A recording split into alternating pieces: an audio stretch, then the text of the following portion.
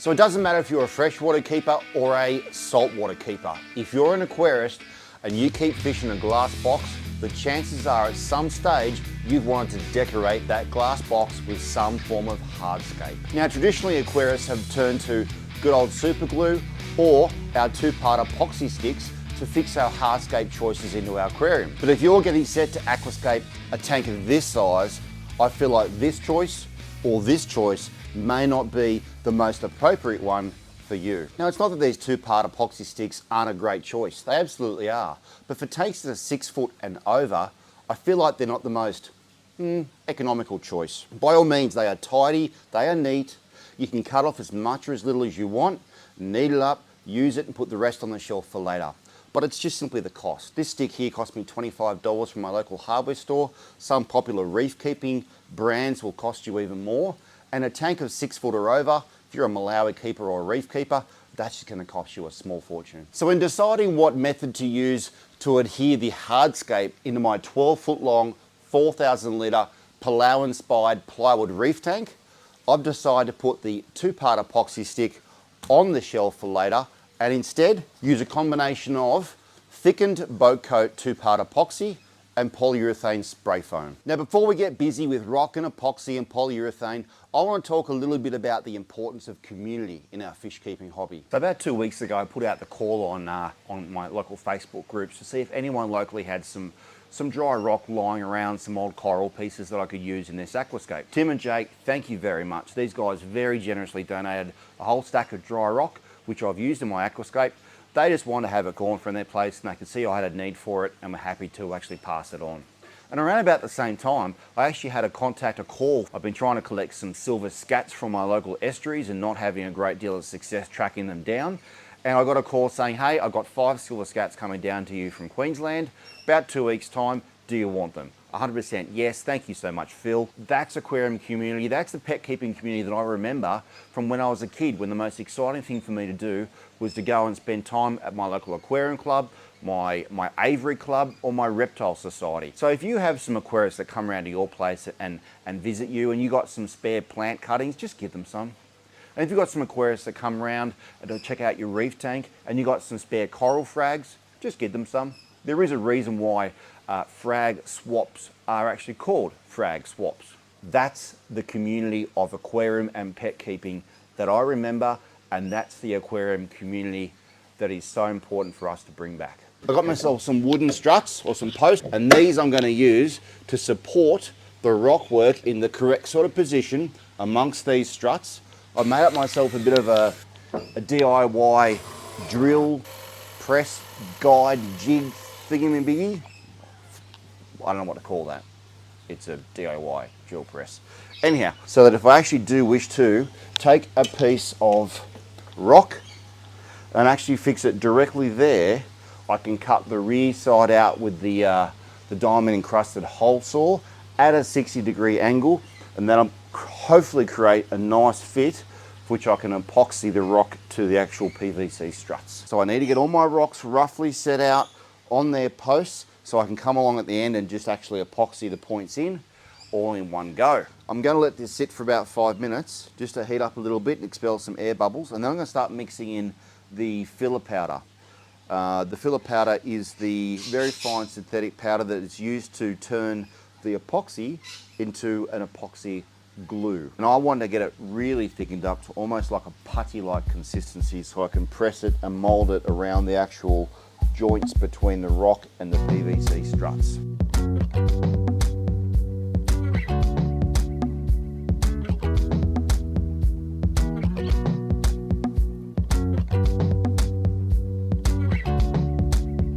Righto, let's talk water flow.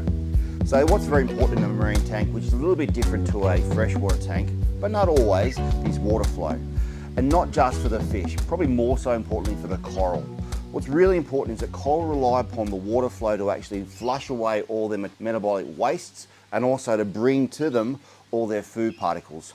So obviously without a good water flow which goes over them, around them and through them, we'll have parts of the coral that suffer. They can't get rid of their waste, they can't get their food, and they slowly die off in those parts. That's why you'll often see marine aquariums or reef tanks where the actual coral is lovely and healthy towards the top and towards the front, facing where the wave makers and the source of light and flow is, and towards the back and towards underneath you get a bit of die off. So what I'm trying to do with these PVC struts is actually push the rockwork out away from this central island, and by doing that I'm actually going to hope that I can get water flow from my surge devices to surge through the actual rockwork between the gaps, under, hit this island and come back up and sweep forward again, and actually therefore bring fresh water all the way through and around the corals that will grow around this rockwork here. Righto, so the actual BoteCote Epoxy has actually done a really good job of bonding the rock to the framework of this aquarium. However, one thing that's disturbing me is this waterline. Not a fan. It looks like a stacked coral rock wall which I'd find in a Fiji resort. So my main aim with actually rectifying the ugliness of this waterline is to blend the smooth water eroded and invertebrate eroded waterline into the rockwork that is underneath the water level. And I had a few ideas. I thought, well, maybe what I should do is mix up some BoteCote epoxy and filler powder, make a real sort of a putty, and then actually scrape it up into these gaps all the way around, throw a whole bunch of shell grit into it, paint it with some more epoxy and maybe some sort of white pigment, and that'll actually blend it down. But that's a lot of epoxy. I had another thought, and that was maybe I can make up some more of my DIY rock concrete recipe, you might say, which is what I use to actually construct all these rocks and actually sort of almost render that into this sort of corner and all through these rocks here. It would leach hydroxides for some time. I wasn't 100% sure that it would actually stay up here without falling off and slumping down. So then I had another idea. But before I did that, I actually called up a friend of mine. So here's another example of the idea of community in the aquarium keeping hobby. So I called up Jason from Australian Biotopes. Now, if you haven't seen Jason's YouTube channel, go and check it out. Jason does some fantastic investigations into the natural history and the natural environment and the biotopes of our Australian native fish, and also sets up a whole bunch of aquariums that actually displays our native fish in their natural environment inside our glass boxes. It's really quite inspirational. So go and check out his YouTube channel. But I said, Jace, what am I going to do? What's your thoughts? Now, Jace, I think he's a little bit older than me, so he's been around a fair bit of time, and he suggested something which I had in the back of my mind, but because he also suggested it and I had it up there, I thought, bingo, that's the way to go. So I've used BoteCote Epoxy, and now I'm going to use polyurethane expanding spray foam. My plan of attack is to give this a very good shake up, but then also just to very carefully spray very small amounts, bit by bit, in this rockwork, these cracks along here, up into this crevice, to try and bring the level out so it's flush with this actual waterline. I don't want it to go, this can come out pretty fast if we go a bit crazy, and then it can all fall down and go everywhere. I don't want that. I just want it to come out just enough so I can actually then brush on some thickened epoxy just to smooth out the layer. I don't think I'm going to get a completely smooth layer using this. I think it's going to be a bit lumpy bumpy a little bit, so I'll probably use some thickened epoxy later on once this is actually cured to actually fill it and smooth it completely, maybe tint it a little bit white, and that'll blend it down nicely.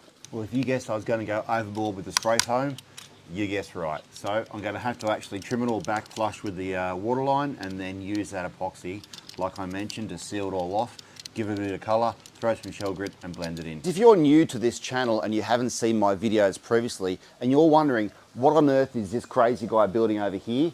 Well, this is going to be a 12-foot tank inspired by the rock islands of Palau. It's a paludarium tank, and this is going to be an immersed rock island, complete with planted plants, lighting and irrigation system.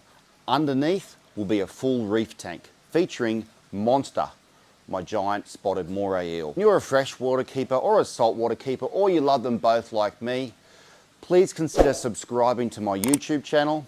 Please consider ticking like if you've enjoyed this video and got something out of it. and also tick that bell notification so you can find out whenever I've released a new video. I really appreciate your support and I thank you greatly for that. Let's build some awesome community.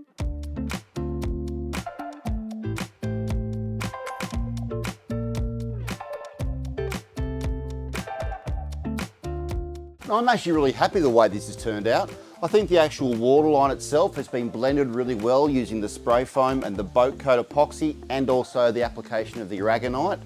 I don't even think you'd actually realise that there actually is polyurethane spray foam underneath that. The BoteCote Epoxy's done a fantastic job of actually adhering those dry rocks onto those PVC struts. In some cases only by one contact point. It just goes to show the sheer strength of the two-part epoxy. I think we might take a break from this aquarium. Obviously I need to get some glass in place, but I think we might have a 1-year update on my outdoor 12-foot long Australian native turtle and rainbow fish tank. Let's see how that tank's coming along. We'll see you next time.